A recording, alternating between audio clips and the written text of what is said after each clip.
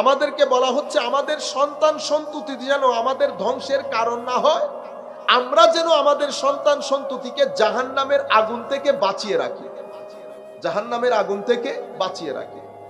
বলেন তো দেখি, আমরা আমাদের সন্তানকে জাহান্নামের আগুন থেকে বাঁচানোর জন্য কোন ধরনের চেষ্টা প্রচেষ্টা করেছি, বা আমাদের কোনো চিন্তা আছে এই বিষয়ে? আমরা অন্যান্য দুনিয়াবি চিন্তায় আমাদের কখনো প্রেসার বাড়ে, কখনো প্রেসার কমে, কিন্তু যে জিনিসটা আমাদের সবচেয়ে বড় টেনশনের কারণ হওয়ার দরকার ছিল, সেটা এখন আমাদের টেনশনের কারণ না। আমি আপনাদেরকে বলবো এটাকে বেশি টেনশনের কারণ হিসেবে ধরে। কেন? আপনি ডিসাইড করবেন আপনার জিন্দেগিতে সবচেয়ে গুরুত্বপূর্ণ কে, জমি, ঘর, গাড়ি না সন্তান? যদি আপনি মনে করেন গাড়ি বা জমি, তাহলে আপনার সময় আপনি ওখানে ব্যয় করতে পারেন, কোনো অসুবিধা নাই।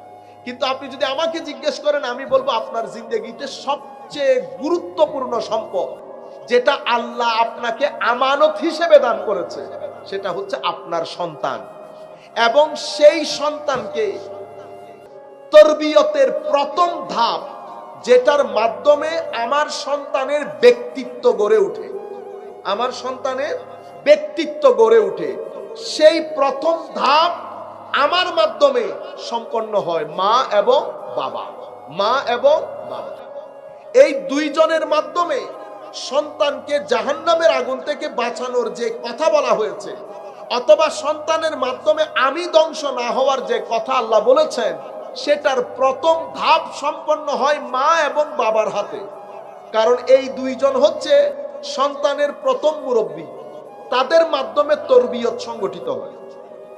আমি এই তরবিয়তের কথা কেন বলছি?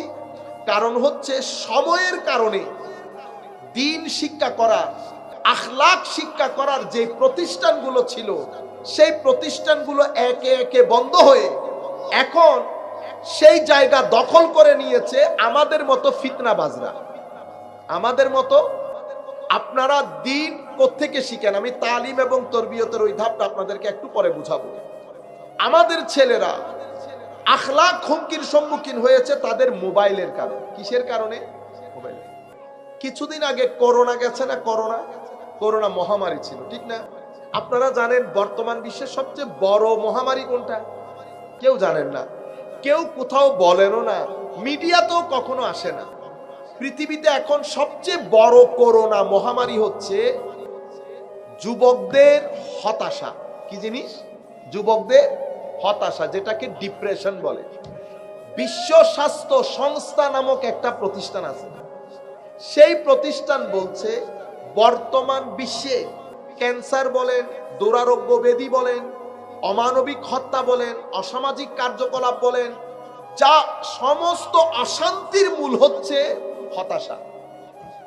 এবং এই হতাশার পেছনে মূল বিষয় হচ্ছে মোবাইল। এবং ওনারা বলছেন সন্তানরা যেভাবে হতাশার দিকে চলে যাচ্ছে, এখান থেকে এই প্রজন্মকে বাঁচানোর কোনো উপায় নাই।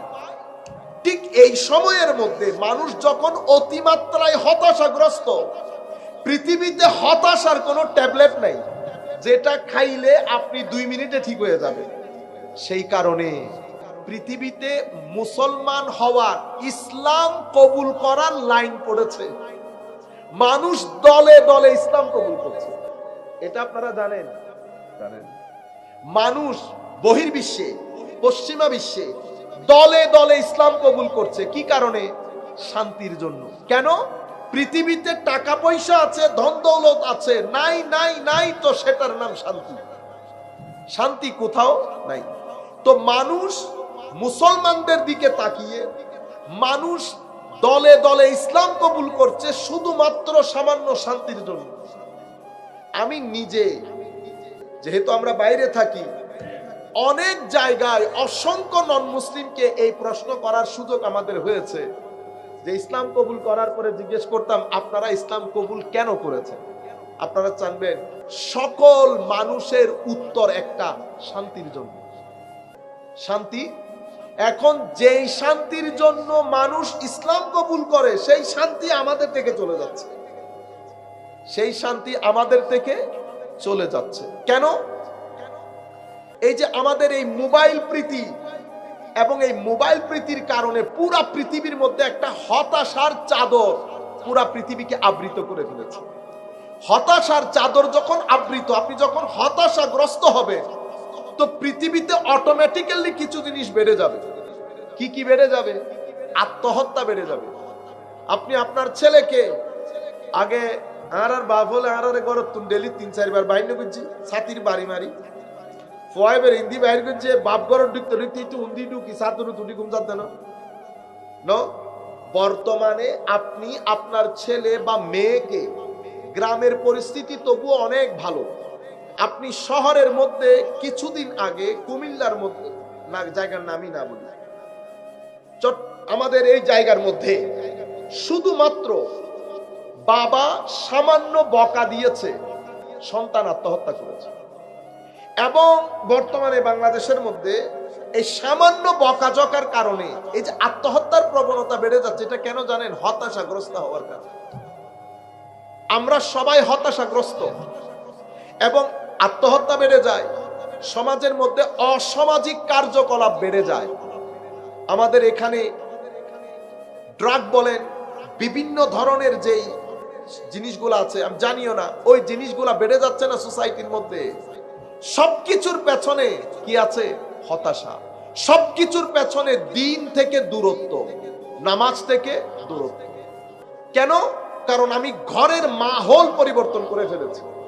মা বাবা হিসেবে আমার মা বাবা আমাকে ঘরের যে মাহৌল দিয়েছে, আমি আমার সন্তানকে সেই মাহৌল নিশ্চিত করতে পারি নাই। এখন আপনি দেখেন, হতাশার কারণে আত্মহত্যা, হতাশার কারণে ক্রাইম, হতাশার কারণে অসামাজিক কার্যকলাপ, হতাশার কারণে মদ্যপান থেকে শুরু করে আরো যাবতীয় অনেক কিছু। হতাশার কারণে ডিভোর্স রেট, বাংলাদেশের তালাক রেট বাড়তে বাড়তে আকাশে গিয়ে ঠেকেছে।